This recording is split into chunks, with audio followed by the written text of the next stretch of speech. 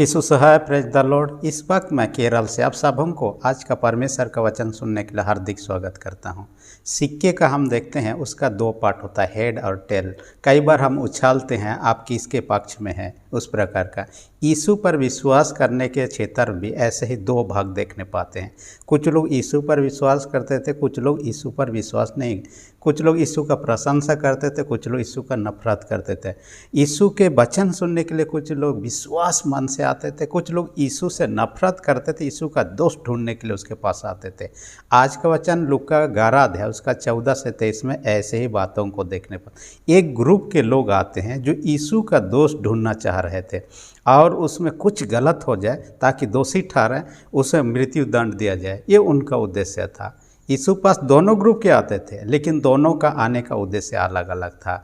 और यहाँ पर देखने पाते हैं कि फरीसियों का एक दल था जो यीशु मसीह का वचन सुनने के लिए तो नहीं, उसका दोष ढूंढने के लिए आते हैं। और ये जगह जो घटना घटती है बैतनिया है, और बैतनिया एक फेमस जगह है जो कि यरूशलेम से लगभग 3-3.5 किलोमीटर के दूरी पर था, जैतून पहाड़ के ढलान पर था।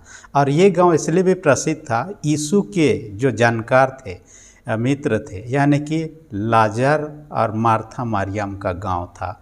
और इस परिवार से यीशु का काफ़ी ज़्यादा लगाव था। हालांकि पारिवारिक रूप से रिश्ता हो ना हो अलग है, लेकिन इस परिवार के साथ उनका काफ़ी ज़्यादा जुड़ाव है।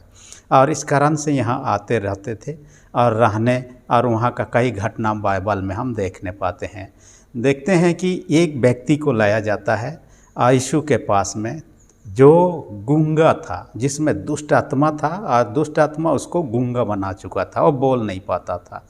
दूसरे सुसमाचार में वो अंधे भी था ऐसा कहता है, लेकिन हम जिस सुसमाचार में चर्चा कर रहे हैं इसमें बहरा गूंगा था, वो बोल नहीं सकता था। ऐसा लगता है कि शैतान ने उनको बोलने की शक्ति को ले लिया था। आज भी शैतान ऐसा ही करता है। हालांकि लोग बोलते तो हैं लेकिन सच्चाई बोल नहीं पाते हैं, इसलिए कि सच्चाई बोलने से परमेश्वर नहीं, शैतान उनको रोके रखता है। उस समय तो ये व्यक्ति बिल्कुल नहीं बोल सकता था। हो सकता उसके माँ जन्म से ये सुनने के लिए कब मेरा बेटा बड़ा हो जाए, कब मेरा बेटा अपने माँ से मुँह से माँ शब्द कहे, क्योंकि माँ शब्द हमारे मुँह से अक्सर बचपन में जब भी बोलना सीखते हैं निकल जाता है। इसलिए ऐसा सा सुनने के लिए तरस रही थी, लेकिन कई सालों के बाद, इंतजार के बाद में प्रभु उनको चंगा करते हैं और वह बोल पाता है। आज का वचन का शीर्षक मैंने रख दिया है, यीशु पर दोष लगाना। यीशु पर दोष लगाना। हालांकि शीर्षक हम अलग अलग रख सकते हैं, क्योंकि हम किस एंगल से वचन को देख रहे हैं उसके ऊपर डिपेंड करता है। क्योंकि कोई वचन को अलग अलग तरीके से देखा जा सकता है, अलग अलग तरीके से उपदेश बनाया जा सकता है, इस कारण से उसको अलग भी रख सकते हैं। मैं जिस एंगल से अभी चर्चा कर रहा हूँ, यीशु पर दोष लगाना, हो सकता है मैं ही दूसरी बार जब इसको उपदेश बनाऊं, इसका जो टॉपिक होगा, हेडिंग होगा, अलग हो सकता है। तो इस टॉपिक जो हेडिंग है यीशु पर दोष लगाना, इनके अंतर्गत में 3 बातों पर हम चर्चा करें। सबसे पहली बात जो है, हम दूसरों पर दोष ना लगाएं। और ऐसा करने के पीछे, इस शीर्षक को रहने के पीछे, यानी पहला पॉइंट को रहने के पीछे ये है, कुछ लोग यीशु पर दोष ढूंढने, दोष लगाने के लिए वहाँ आए हुए थे, और उनका उद्देश्य वचन सुनना, विश्वास करना ऐसी बात नहीं था। और वे लोग हमेशा यीशु के उस जगह पर जाते थे जहाँ यीशु सुसमाचार प्रचार का या शिक्षा देता, ताकि उसमें से कुछ दोष ढूंढे, या कहीं पर चंगाई करता, कुछ काम करता, उसमें से दोष ढूंढे, उस प्रकार का। इसलिए हम आज किस मंशा से प्रभु के पास आते हैं, हमारा इंटेंशन, हमारा उद्देश्य सही होना चाहिए। यदि प्रभु के पास गलत उद्देश्य से आ रहे हैं, हमारा प्रभु के पास आना सही नहीं होगा। आज भी उस यीशु के समय में जैसे यीशु के प्रति लोगों का, कईयों का गलत नज़रिया था, गलत रूप से वे लोग दोष लगाते थे, आज भी यीशु मसीह के प्रति, मसीहियत या क्रिश्चियनिटी के प्रति लोगों का इसी प्रकार का नज़रिया देखा जा सकता है। खासकर हमारे देश में अक्सर आप इस बातों को सुन रहे होंगे, यीशु मसीह जो है विदेशी ईश्वर है। यीशु मसीह को मानने वाले जो मसीही लोग हैं, क्रिश्चियन लोग हैं, ये विदेशी विश्वास को अपनाए हुए हैं। हालांकि हम देखेंगे इस संसार का सृष्टि करने वाला यीशु मसीह है, और ये ईश्वर के साथ में सृष्टि के समय में उससे जुड़ा हुआ अवस्था में था। और वही यीशु मसीह मनुष्य रूप धारण करके 2000 साल पहले आया। उसका सृष्टि के समय से ही था, 2000 साल पहले ही वो उसका जन्म हुआ और वो ख़त्म हो गया, ऐसी बात नहीं है। सृष्टि के समय से ही था, लेकिन तब मनुष्य रूप धारण करके लोगों को बचाने के लिए मनुष्य रूप धारण करके जन्म लेकर इस दुनिया में आता है। इसलिए इस सृष्टि को बनाने वाला तो खुद था, तो वो अपना देश में विदेशी कैसे हो जाता है। दूसरी विशेष बात है, यहाँ जो मसीह धर्म आया इसमें कौन थे? सबसे पहला मसीह धर्म को लाने वाला, विश्वास को लाने वाला सान थॉमस, यीशु का एक चेला था, 12 चेला में से एक चेला था। और इसको लाने वाला राजा गुंडापरस था, जो कि एक मसीह मानने वाला व्यक्ति नहीं था और मसीह को जानता नहीं था, यीशु को जानता नहीं था। एक से व्यक्ति थॉमस को लाता है, स्वयं ही लाने वाला, खुद से थॉमस नहीं आता है, उनको लाने वाला है। लेकिन बाद में वो क्रिश्चियनिटी को अपनाता है, मसीहियत को अपनाता है। और मैं इन दिनों में थॉमस के द्वारा स्थापित 7 कलीसिया चर्चों को मैं दौरा कर रहा हूँ। 2-3 वीडियो में ऑलरेडी अपने, और एक चैनल है जय मसीह ब्लॉग के नाम से ब्लॉग चैनल है, तो उसमें मैं डाल रहा हूँ। आप उसमें देख सकते हैं कि कहाँ कहाँ पर थॉमस आया और 7 चर्चों को स्थापित किया 20 साल के अंतर्गत में। और हम देखने पाते हैं, हालांकि ऐसा बात तो हमेशा होते रहेंगे, पक्ष विपक्ष में। यीशु के समय भी था उसके पक्ष में लोग, उसके विपक्ष में आज भी और आने वाले वर्षों में भी होंगे, इसमें कोई दो राय नहीं है। और लोगों को उस पर विश्वास करें, ये किसी को जबरन नहीं थोपा जा सकता, ये अपना स्वतंत्र विचार है। जो व्यक्ति जिसको भी मानना चाह रहा है उसे ईश्वर माने ना माने, ये हमारा स्वतंत्र विचार है। इसलिए हम अपने किसी पर दोष नहीं लगा सकते हैं कि क्यों नहीं मान रहे, जो भी है। परंतु यीशु के प्रति हमारा नज़रिया, यदि उस पर विश्वास करते हैं, सही होना बहुत ज़रूरी है। यहाँ पर दोष लगाने की बात कहा गया है। यीशु पर जैसे दोष लगा रहे थे, बाइबल कहता है दोष लगाना ही पाप है किसी दूसरे पर। बाइबल में आप पाइएगा मत्ती 7 अध्याय 1 पद में कहता है, और लूका 6 का 37 में कहता है, दोष मत लगाओ ताकि तुम पर भी दोष ना लगाया जाए। अच्छा, हम दूसरे पर दोष लगाते हैं तो वचन के अनुसार ऐसा लगता है हम पर भी दोष लगाया जाएगा। हम दूसरों पर दोष नहीं लगाते हैं तो हम पर नहीं लगाए, तो हम पर कब लगाया जाएगा हमें पता नहीं है। इस जीवन में हो सकता है कईयों के ऊपर दोष भी ना लगे, लेकिन एक चर्चा विद्वान लोगों का कहना है, यीशु मसीह दोबारा आएंगे, सबका जब न्याय करेंगे, उस दिन उस व्यक्ति का दोष एक एक करके उस पर लगाया जाएगा। यानी हम यदि आज दूसरों पर दोष लगा रहे हैं, जब न्याय आसन के सामने खड़ा होंगे, एक दिन न्याय होगा, उस समय हमारे ऊपर में एक एक दोष लगाया जाएगा। इसलिए हम उससे बचना चाहते हैं, दूसरों पर ही दोष ना लगाएं, तो हम बच सकते हैं। यीशु मसीह अपने जीवन काल में देखिएगा, यूहन्ना 8 अध्याय में एक पापिनी स्त्री के बारे में चर्चा है। लोग पकड़ के यीशु के पास लाते हैं, कहा कि ये व्यभिचार करते हुए पकड़े गए और आज्ञा दीजिए ताकि हम पत्थर से मार डालें इसे। असल में ऐसे जो व्यभिचार पाप करते थे उनके लिए इस प्रकार की सज़ा था।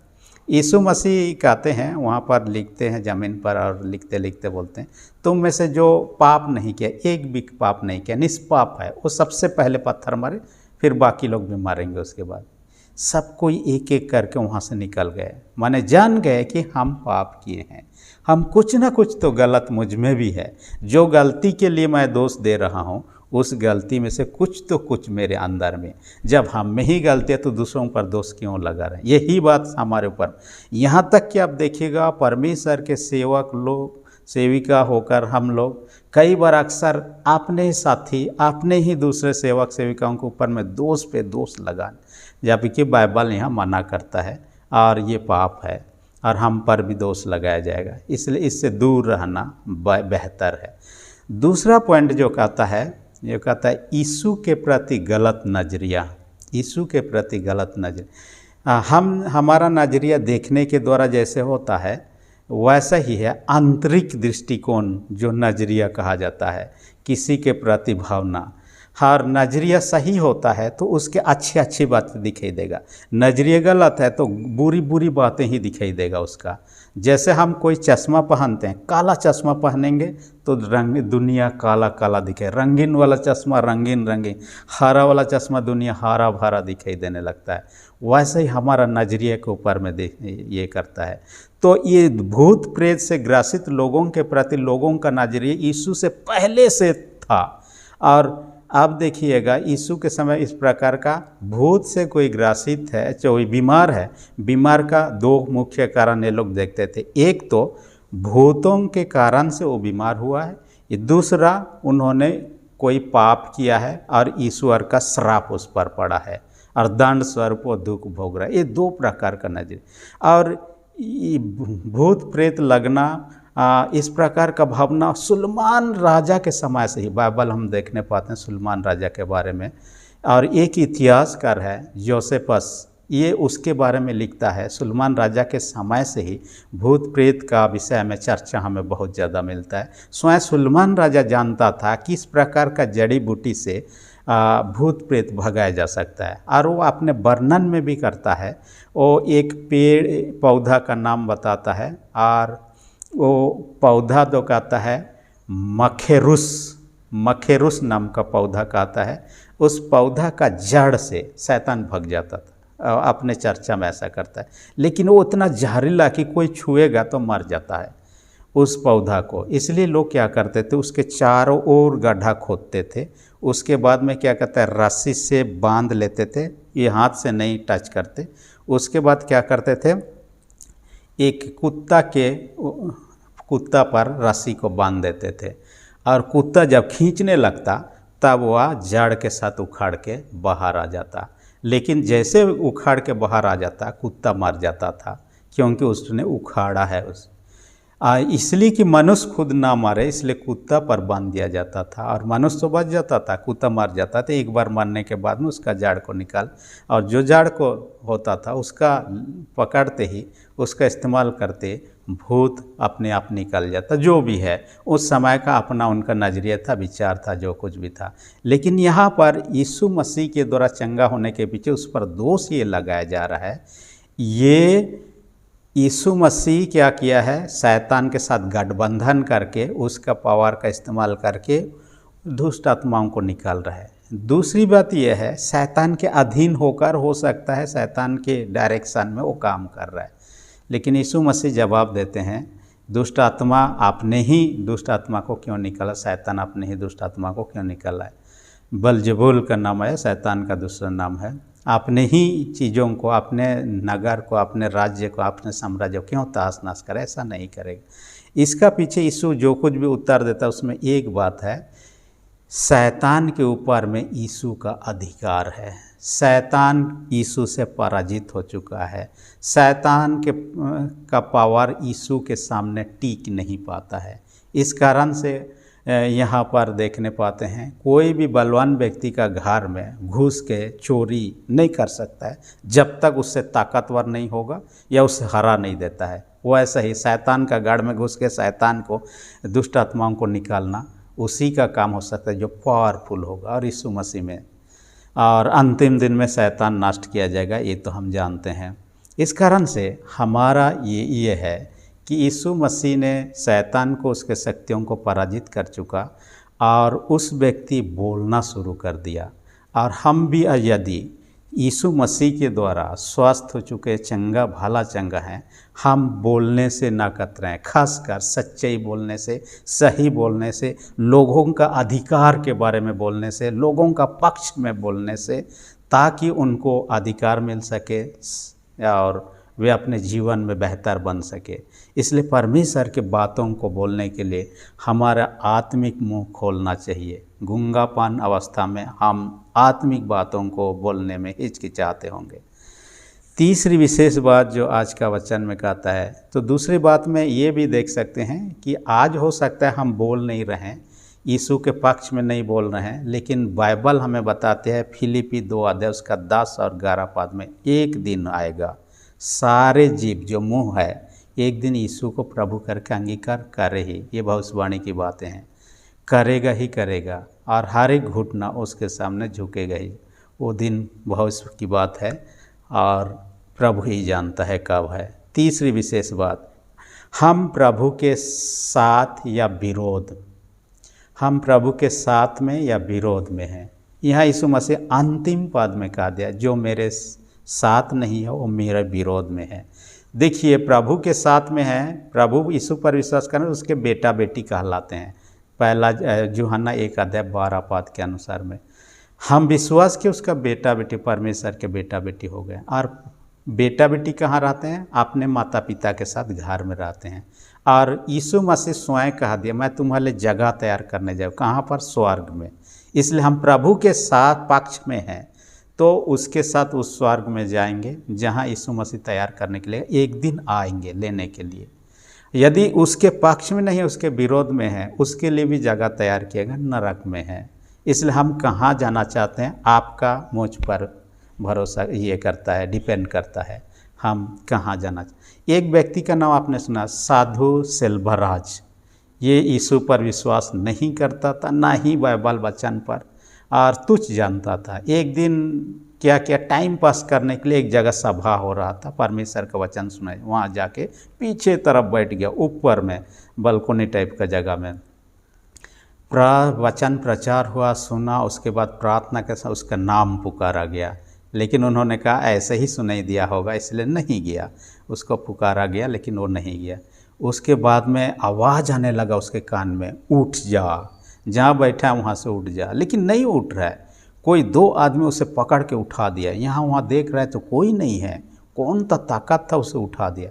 उठाने के बाद में कहता है उतार के चला जा। अब ये व्यक्ति देखने लगा, मैं नहीं उठ रहा था, उठा दिया, अब यदि नीचे ना उतरूँ तो ऊपर से मुझे नीचे फेंक दिया जाएगा। इसलिए उसको जाना पड़ा। जो भी रहा, लेकिन उस दिन से उसका नज़रिया बदल गया। वो यीशु के प्रति जो नफरत करता था, यीशु के प्रति प्यार करने लगा। और घर में प्रार्थना करना, हे यीशु आप सच में हैं तो मुझे दिखाई दे। यीशु उसको मिलने के लिए उसके घर में आते हैं और उससे मुलाकात करते हैं। उस मुलाकात के बाद में जीवन का मोड़ है उसका बदल गया। देखिए, वो अलग नज़रिया का देखने वाला था, उसके विरोध के पक्ष का था, लेकिन तब नज़रिया बदल गया यीशु से दर्शन, यीशु का दर्शन पाने के बाद में। आप किसके पक्ष में हैं? प्रभु के पक्ष में या प्रभु के विरोध में हैं? किसी को कोई भी प्रभु फोर्स नहीं करता है। हम स्वतंत्र विचार वाले हैं, और स्वतंत्र विचार से हम तो उसके पक्ष में रह सकते हैं, विपक्ष में रह सकते हैं, लेकिन परिणाम दोनों का अलग अलग हो सकता है। हम अच्छा परिणाम चाहते हैं तो प्रभु के पक्ष में रहें, ताकि हम उस स्वर्ग राज्य का अधिकारी हों जो यीशु मसीह ने तैयार किया है। और बाइबल यूहन्ना 14:6 में कहता है, मैं सत्य जीवन मैं ही हूँ, बिना मेरे द्वारा वहाँ कोई पहुँच नहीं सकता है। परमेश्वर इस वचन का सबों को अधिक आशीष दे, आमीन। हम प्रार्थना करें। सेनाओं के जीत पिता, धन्यवाद देते हैं आज के वचन का हमसे बातें किया। हर एक सुनने वाले छोटे बड़े सबों को स्वर्गीय आशीष से भर दे। जो लोग बीमार उनको तेरे हाथ में रखते, यीशु के नाम से उनको चंगाई दे। जिनका विश्वास कमजोर, उनका विश्वास को दृढ़ मजबूत कर। प्रार्थना यीशु के नाम से मांगते हैं, आमीन। यदि अब तक आपने मेरे चैनल को सब्सक्राइब नहीं किया, रेड बटन को प्रेस करके सब्सक्राइब कर दीजिए। वीडियो अच्छा लगे तो लाइक बटन को भी दबा दीजिए। धन्यवाद।